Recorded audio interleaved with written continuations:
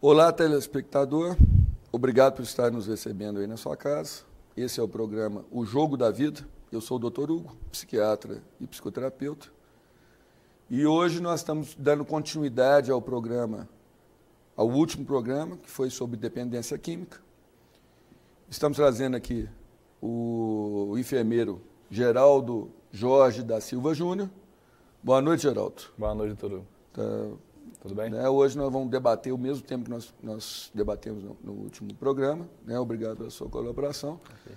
Estamos aqui também com o psicólogo Rodrigo, que é coordenador terapêutico do Instituto Médico Psiquiátrico. Até esqueci de falar do Geraldo aqui, que ele é enfermeiro do IMEP, e é enfermeiro do Hospital Vaz Monteiro. E o Rodrigo é psicólogo e coordenador terapêutico no IMEP, e é especializando em terapia cognitiva. E temos uma figura especial, que nós trouxemos aqui para entrevistar, que é a Beatriz. Ela não vai aparecer a imagem dela por questões éticas, e ela se dispôs a vir falar sobre a sua experiência com o uso de drogas. Boa noite, Beatriz. Boa noite. Tá tudo bem? Tá, passei uma semana boa. Legal. E é interessante a gente fazer um pequeno resumo do último programa. A Beatriz é usuária de drogas desde os 14 anos. Aos 14 anos começou com maconha, aos 17, cocaína. Cocaína e assim por diante. E assim por diante. Há quanto tempo você está usando crack? Eu tenho 5 meses de uso de crack. Tinha 5 meses de uso. Muito interessante. Vamos desenvolver o assunto. A minha família descobriu, eu tinha 17 anos. E aí, com 21, eu fui presa. Mas começou aos 14 anos? Comecei aos 14 com a maconha. A cocaína, já com 15, 16, eu já estava usando cocaína. É muito rápido. É porta de entrada mesmo. Você acha que é porta de entrada? Eu não acho, eu tenho certeza. Na sua experiência, então... Absoluta certeza. A maconha gerou o uso da cocaína? Gerou o uso da maconha ou o ambiente onde você estava? A maconha e o ambiente. Tá. Porque, assim, muitas das vezes a pessoa não experimentou a maconha, mas ela está num ambiente, está fumando, está bebendo um uísque, uma cerveja. Rolou uma outra coisa. Rolou uma cocaína, ela vai e experimenta. Uma associação de fatores, né? São vários. O que você estava falando, Rodrigo? O que você acha dessa... Não só a maconha ou a cocaína é uma porta de entrada, mas também podemos entrar um pouco mais fundo nisso aí. A bebida alcoólica, né? Substância, o álcool também é uma porta de entrada, porque há a mudança, do comportamento, a alteração do funcionamento cerebral, né? Então a pessoa perde o controle do comportamento. É isso mesmo, Beatriz? A pessoa que bebe, ela fica mais desinibida, né? Isso. Daí ela perde o medo de experimentar essas coisas novas. Então é uma porta de entrada também. Olha, uma coisa interessante para nós aqui, e você vai confirmar, Beatriz, e para o telespectador, a questão muito importante que eu tenho visto em alguns pacientes, e é importante você que está em casa refletir, que é a questão do álcool e da cocaína. Associação? Associação. Porque eu tenho clientes que não conseguiram largar a cocaína enquanto eles não largaram do álcool. Não só, a cocaína principalmente, mas não só na cocaína, acho que todo tipo de droga. Eu tenho uma consciência hoje... tanto que nessa internação minha agora, eu não bebia, eu não estava bebendo, não estava fazendo uso de bebida alcoólica, porque eu sei que eu tenho consciência mesmo de que o álcool associa rapidamente a qualquer outro tipo de droga, não só a cocaína. Você percebe isso, né? Com certeza. Geraldo, você tem alguma coisa para dizer sobre essa questão? Igual ela mesmo associação do álcool com outro tipo de droga? Igual ela mesmo falou, o álcool ele desinibe muita pessoa. Ele fica um pouco mais aventureiro, um pouco mais corajoso e aceita experimentar de tudo.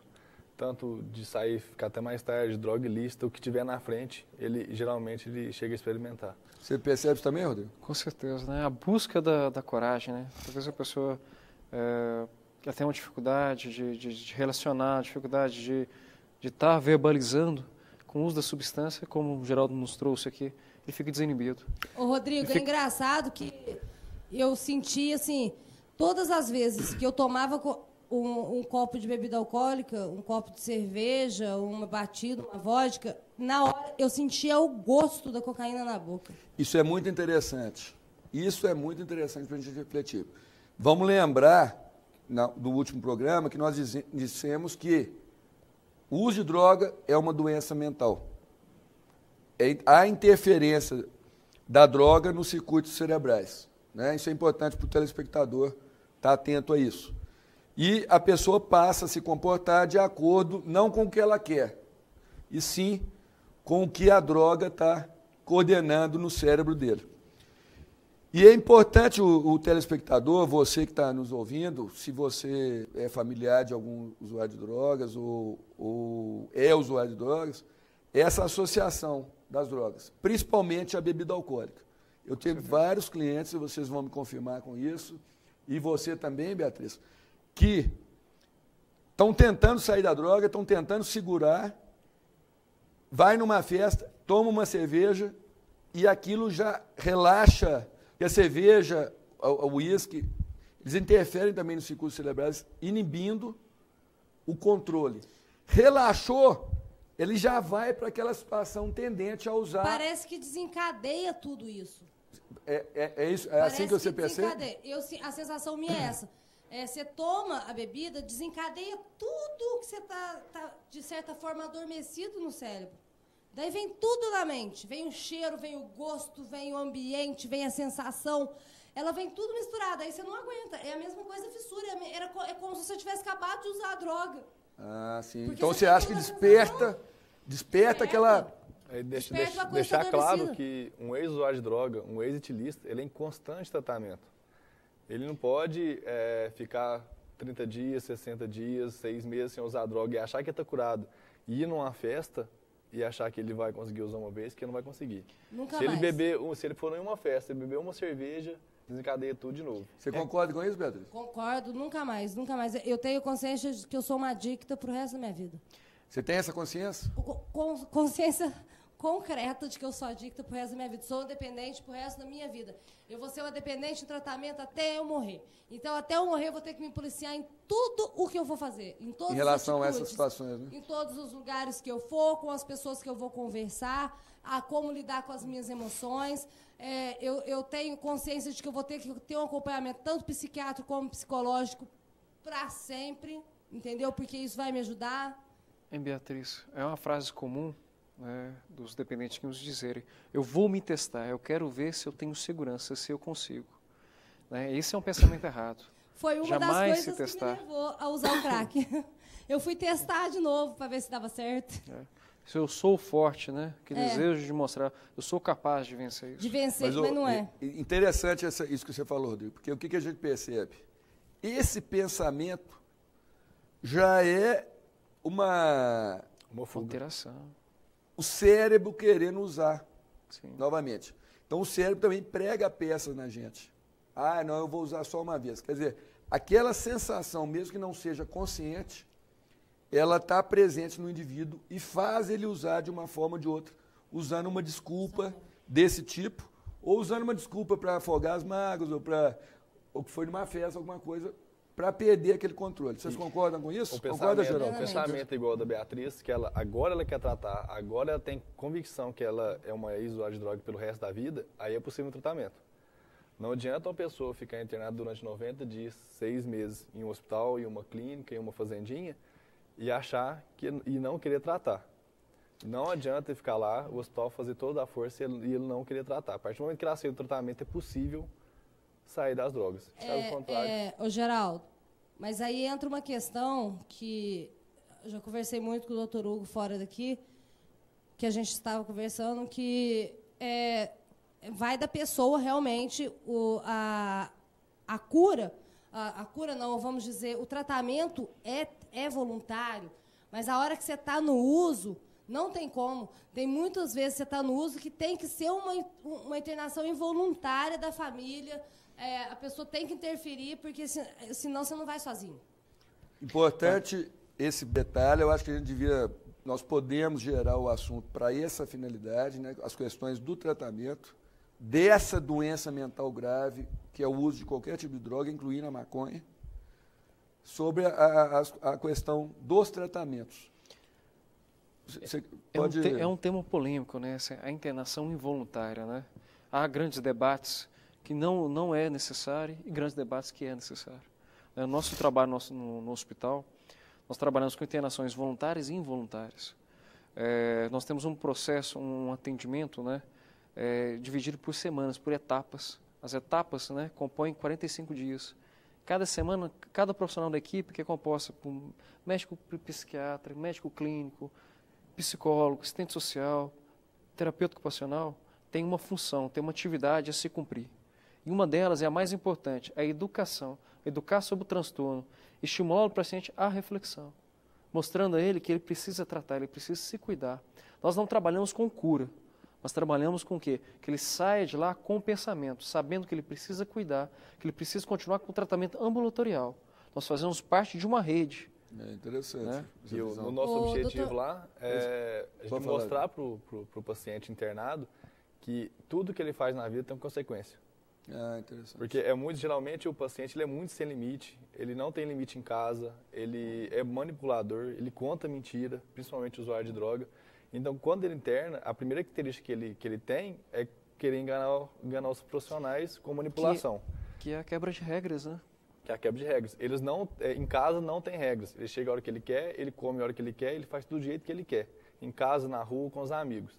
Importante, lá, telespectador. Lá a gente... Regras, limites. A criança precisa ser educada, precisa ser limite. Essa questão de criar sem limite, criar sem pontuar, já vai criando um meio ambiente no cérebro daquela pessoa de testar sensações. O que você acha, eu fui criada assim, de certa forma. Eu venho de uma família que tem posses e a minha família, minha mãe, me dava tudo que eu queria. Eu, com 14 anos, eu já ia em boate. Eu não tinha limite para fazer as coisas.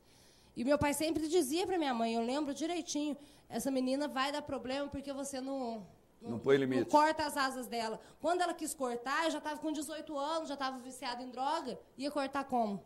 Excelente. De jeito mais. Nós vamos chamar os nossos colaboradores e no próximo bloco nós vamos continuar esse assunto.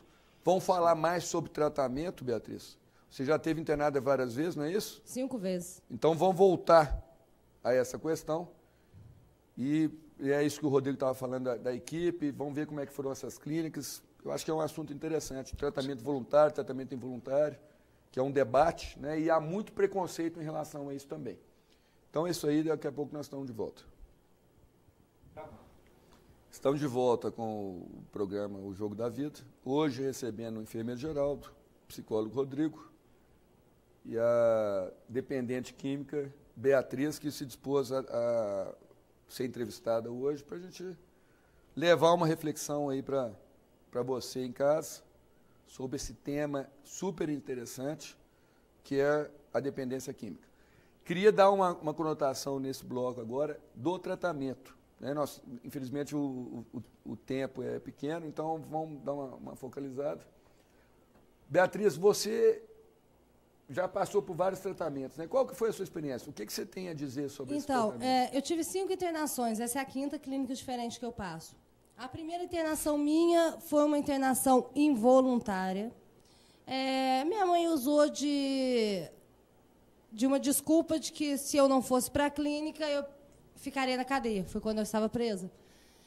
E eu fui para a clínica e fiquei 3 dias... não era uma clínica, era uma clínica de narcóticos anônimos, mas não era uma clínica que tinha um corpo de profissionais. Então, a gente tinha uma ex-dependente com o marido dela que cuidava da gente. Somente isso. Fiquei 3 dias, não quis ficar mais, fui embora para casa. Continuei na droga. A minha segunda internação foi numa clínica no estado de São Paulo, que, inclusive, tinha, de certa forma, uma psicóloga, que aparecia lá uma vez por mês. Sim. Mas eram todos ex-dependentes. É o que eu já tinha falado antes. Eu acho que o ex-dependente ajuda muito na recuperação do dependente, mas não é só isso. A minha terceira internação foi numa outra unidade dessa mesma clínica no Paraná. Também não foi uma coisa que deu certo. As clínicas sem profissionais, sem uma profissionais coisa um pouco, dessa área. Podemos dizer que é um pouco amadora? Não amadora. É uma clínica até de renome. Eu não acho legal citar, mas é uma clínica de renome, só que tem maneiras de trabalhar diferente. São comunidades terapêuticas. igual essa última que eu vim, antes de vir para cá, para o hospital, né? Antes de eu vir para cá, eu estava os 2 anos que eu fiquei numa clínica, era uma clínica evangélica, que tratou um lado meu muito importante, que eu não desmereço, que é meu lado espiritual, mas que ficou a desejar no quesito de psicólogo, psiquiatra. Não tinha também, eu não tinha esse acompanhamento. E a minha própria família, mesmo eu estando bem em casa, antes de recair de novo, percebia que eu precisava de algo mais, de um remédio, de algo que fosse tirar a minha ansiedade. Essas clínicas você não usou medicação, né? Nenhuma. Todas essas clínicas, as 4 internações, as 4 clínicas, todas elas eram contra o uso de medicamento. Essa é a primeira. Muito importante, hein? Muito importante a questão de situações amadoras no tratamento do problema. Eles acham que é só espiritual. Exato. E é um erro. Eu acho que os dois têm que andar junto, entendeu? Não é só espiritual, gente. O que vocês acham, Geraldo? É provado que o uso de drogas, ele é um problema de saúde.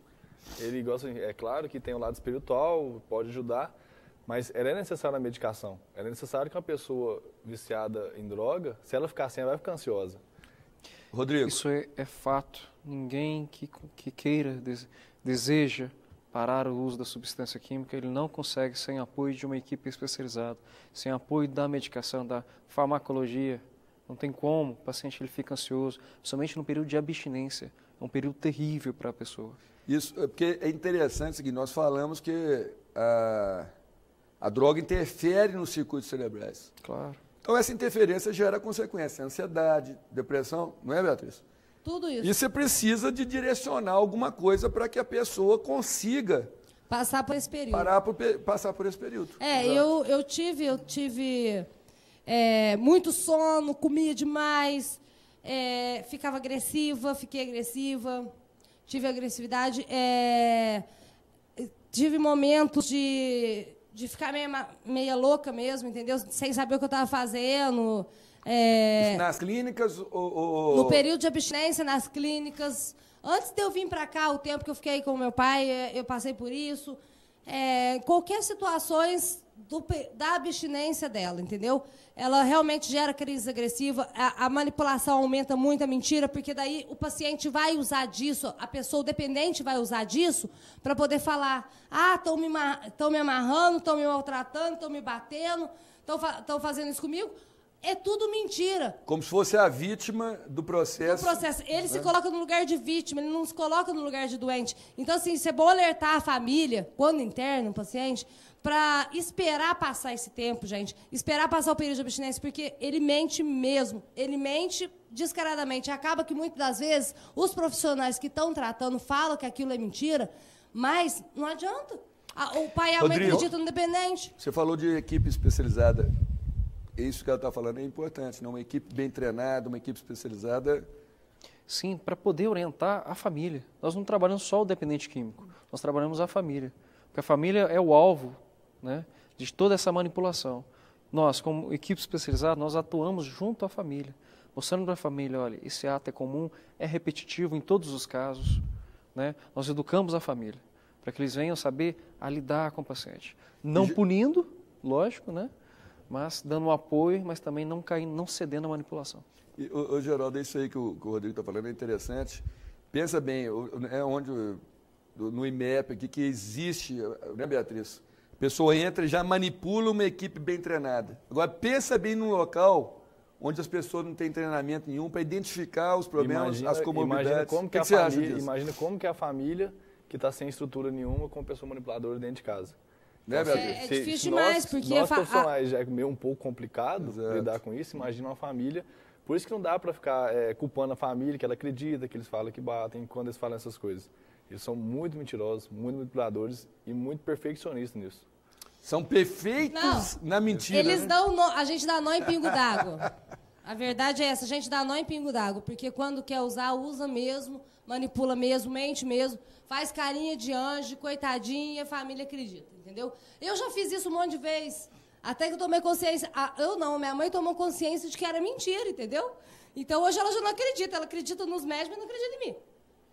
Isso é importante. A sua mãe, a sua família já tomou consciência minha família já tomou. Porque assim, a família fica muito destruída quando o dependente vai para uma casa de recuperação. Você imagina para a família que já está convivendo com aquilo, que já é uma dor, ainda vê um filho, que deve ser difícil para ele ter que deixar ele num lugar diferente, contra a vontade, às vezes, você entendeu? Mesmo sabendo que vai ser bem tratado, mas é uma dor para a família. Aí o filhinho liga lá, coitadinho, mãe, não sei o quê, tô passando mal, não sei o quê, tô me batendo.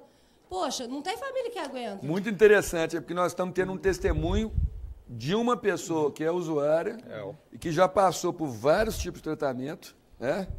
E que sabe as manhas aí da dramatização da coitada, da vítima. As minhas funcionaram 3 vezes. Depois da terceira vez parou de funcionar. Sua mãe já está escolada. Ela já está escolada. A sua mãe descobriu esse lado seu depois de quanto tempo? Ela, o quê? Depois de quanto tempo já que você usava droga que sua mãe descobriu esse seu lado manipulador? Manipulador, de mentira. O lado manipulador mesmo, ela descobriu agora, de pouco tempo, sei lá. Ela você já é um usuário de droga há mais de 15 anos, imagina. Ela foi descobrir na terceira internação minha.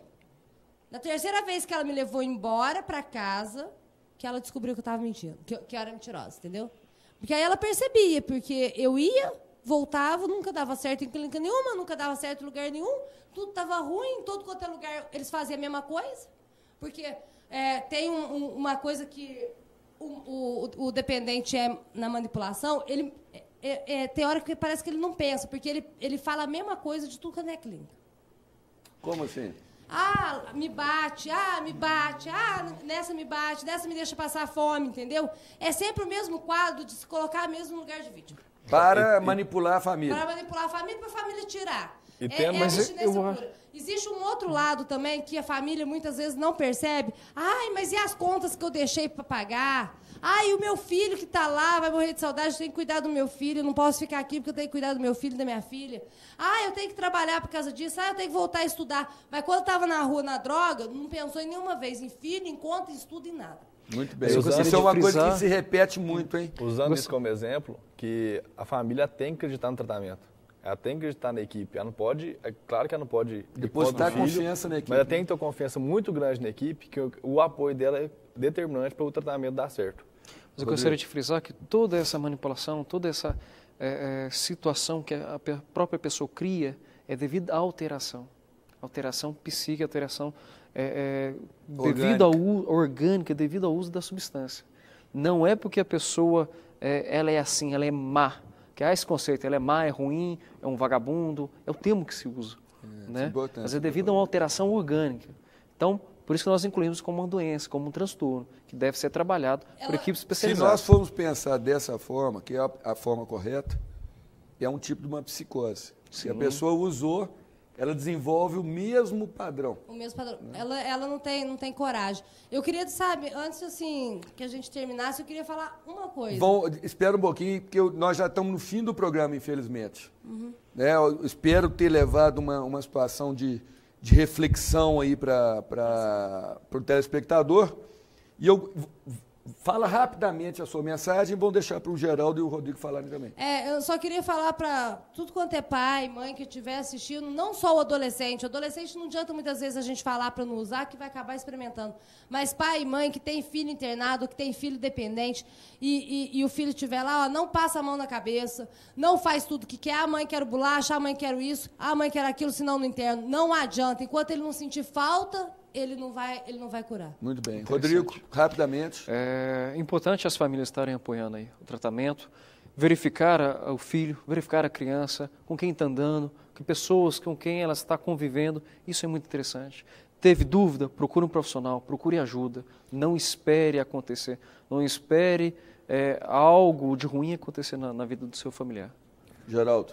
O uso de droga transformou-se em um problema de saúde pública, então a gente conta com a família para apoio, para ajudar no tratamento e ter conversa em casa, ficar de olho nas amizades, tentar policiar um pouco o filho e impor um pouco de limite.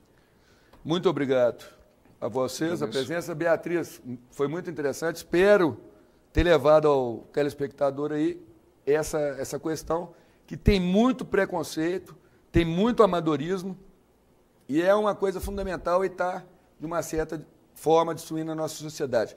Vão voltar nesse assunto em outros programas. Muito obrigado.